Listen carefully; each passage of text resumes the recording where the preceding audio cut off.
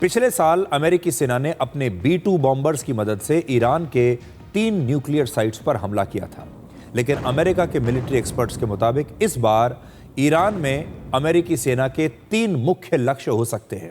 पहला, ईरान की Islamic revolutionary guard core यानी IRGC के हेडक्वार्टर और कमांड सेंटर्स, यहां पर अमेरिका सबसे पहले हमला करेगा।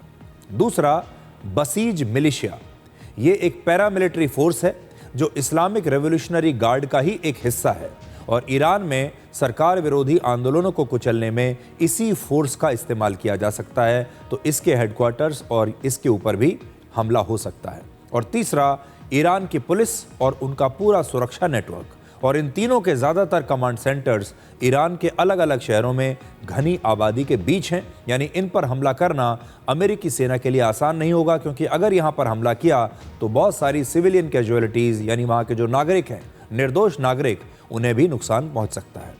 इन हमलों के लिए अमेरिका 5 संभावित सैन्य विकल्पों का इस्तेमाल कर सकता है। पहला, अमेरिका अपने B-2 बॉम्बर्स या B-52 बॉम्बर्स से ईरान के मिलिट्री बेसिस, उनके मिसाइल यूनिट्स और IRGC के सैन्य ठिकानों को निशाना बना सकता है। इन बम वर्षक विमानों की रेंज बहुत लंबी होती है, बहुत बड़ी रेंज होती है, इनकी रेंज हज़ारों किलोमीटर तक है और अमेरिका का B-2 बॉम्बर एक स्टेल्थ एयरक्राफ्ट है जो दुश्मन के रेडार पर नज़र नहीं आता। और जून में 2025 में इसी विमान ने ईरान पर हमला किया था। दूसरा विकल्प यह है कि ईरान के आसपास समुद्र में मौजूद अमेरिका के युद्धपोतों और सबमरीन से टॉमाहॉक क्रूज मिसाइल से हमला किया जा सकता है और ये मिसाइल करीब 1500 किलोमीटर की दूरी तक हमला करती है, तो इसका भी इस्तेमाल हो सकता है।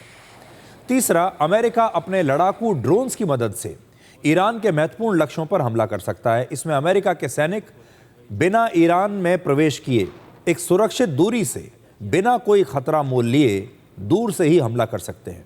और चौथा, अमेरिका चाहे तो ईरान के कमांड सिस्टम और कम्युनिकेशन नेटवर्क पर साइबर हमला करके उन्हें ब्लॉक कर सकता है, जैम कर सकता है, यानी एक भी बॉम्ब या मिसाइल फायर किए बिना ही ईरान की सेना पर असरदार और बड़ा हमला हो सकता है। और पांचवा, अमेरिका की डेल्टा फोर्स जैसी ही कोई स्पेशल फोर्स ईरान के अंदर प्रवेश करके वेनेजुएला के जैसा ऑपरेशन कर सकती है। हालांकि ऐसे ऑपरेशंस में जो जोखिम है, खतरा है, बहुत ज़्यादा होता है। अमेरिकी मीडिया के मुताबिक राष्ट्रपति ट्रंप और उनके प्रशासन को तेज और सटीक हमले करना बड़ा पसंद है।